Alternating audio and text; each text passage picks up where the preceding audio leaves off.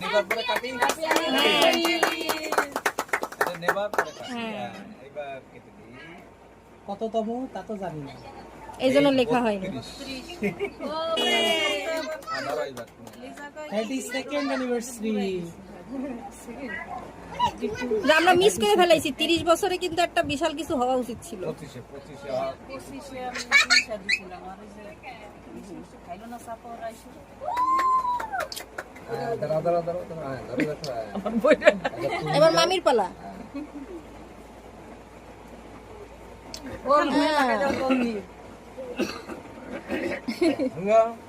এই তোরা পোলা বানি দে, হ্যাঁ তোরা কিন্তু খা এইবার হচ্ছে দর্শক বিন্দু। এই ধুমা ধুমা এখানে আরেকজন স্পেশাল গেস্ট আছে, তার একটু নাও। নিছি তো। ও এবার এই পাশে কুনু আছে, মামি আছে, আর এখানে আমি আছি।